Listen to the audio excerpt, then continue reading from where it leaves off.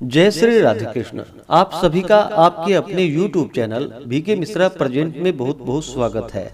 आइए आज आप सब जानेंगे वर्ष 2025 में देवउठनी देवोत्थान एकादशी का व्रत सनातन पंचांग के अनुसार और वाराणसी पंचांग के अनुसार तथा बिहार के पंचांगों के अनुसार एकादशी का व्रत कब धारण किया जाएगा, व्रत का पारण कब और किस चीज से किया जाएगा। तो आइए जानते हैं इन सबों के बारे में। कार्तिक मास शुक्ल पक्ष में पड़ने वाली एकादशी को इसे प्रबोधनी एकादशी, देवोत्थान एकादशी, देव उठानी एकादशी, देव उठनी एकादशी आदि नामों से जाना जाता है। इस दिन भगवान विष्णु योग निद्रा से जागृत होते हैं। इस दिन भगवान का प्रबोधन किया जाता है। जो भी भक्त सच्ची श्रद्धा के साथ देव उठनी एकादशी का व्रत धारण करते हैं तो इस व्रत के प्रभाव से व्यक्ति के सभी प्रकार के पापों का नाश होता है। इसे धारण करने से 1000 अश्वमेध यज्ञ का फल होता है तथा 100 राजसु यज्ञों का पुण्य फल प्राप्त होता है। इस दिन पवित्र नदी गंगा आदि में स्नान तथा पूजन का विशेष महत्व माना गया है। तीर्थ स्नान में जो कि प्रयागराज, हरिद्वार, काशी, मथुरा आदि जगहों पर तीर्थों में स्नान करे तो इसका कई गुना पुण्य फल माना गया है। इसे धारण करने से जन्म जन्मांतर के पाप क्षीण हो जाते हैं तथा पूर्व जन्म का संकट समाप्त हो जाता है। भूत प्रेत आदि की बाधाएं नहीं रहती है।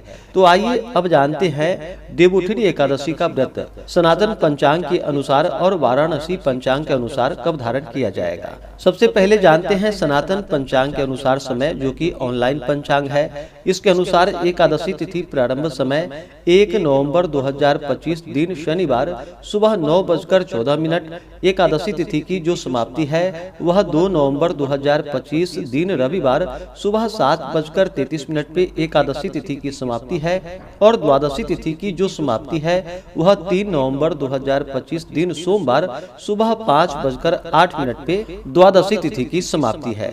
और वाराणसी पंचांग के अनुसार एकादशी तिथि प्रारंभ समय 1 नवंबर को सुबह 4:03 पे और एकादशी तिथि की जो समाप्ति है वह 2 नवंबर दिन रविवार को सुबह 2:56 पे, यानी कि 1 नवंबर की रात्रि ही 2:56 पे एकादशी तिथि की समाप्ति है और द्वादशी तिथि की समाप्ति 2 नवंबर को रात्रि 1:26 पे द्वादशी तिथि की समाप्ति है।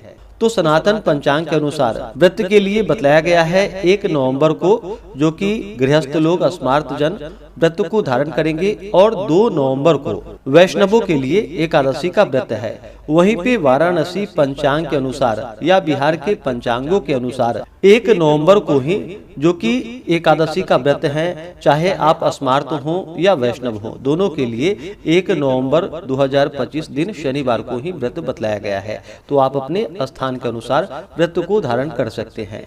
अब जानते हैं व्रत के पारण के लिए। पारण के लिए कहा गया है व्रत का पारण हरिवासर समाप्त होने के बाद करना चाहिए और द्वादशी तिथि में ही करनी चाहिए।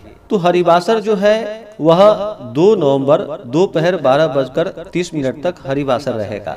चाहे सनातन पंचांग के अनुसार या वाराणसी पंचांग के अनुसार भी दोपहर के समय तक हरिवासर का समय होगा। हरिवासर की समाप्ति जो कि 2 नवंबर को दोपहर 12:30 तक होगा। तो व्रत का पारण 2 नवंबर को दोपहर 1:11 से दोपहर 3:23 तक व्रत का पारण कर लेंगे।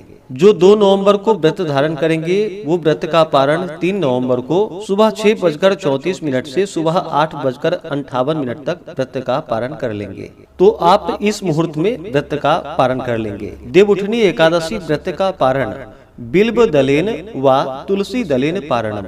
इस व्रत का पारण आप बिलपत्र से या तुलसी पत्र से व्रत का पारण करें। यह संभव ना हो तो आप जल या फल से व्रत का पारण करें। इस बार तुलसी विवाह जो कि वाराणसी पंचांग के अनुसार या सनातन पंचांग के अनुसार 2 नवंबर को बतलाया गया है। तुलसी विवाह विशेष करके कार्तिक मास की शुक्ल पक्ष द्वादशी तिथि के दिन करनी चाहिए। वैसे आप तुलसी विवाह एकादशी से लेकर के पूर्णिमा तक कर सकते हैं। बहुत से जगहों पर जो कि रविवार के दिन तुलसी स्पर्श नहीं करते हैं तो आप 1 नवंबर को एकादशी तिथि के दिन शनिवार के दिन तुलसी विवाह संपन्न कर सकते हैं।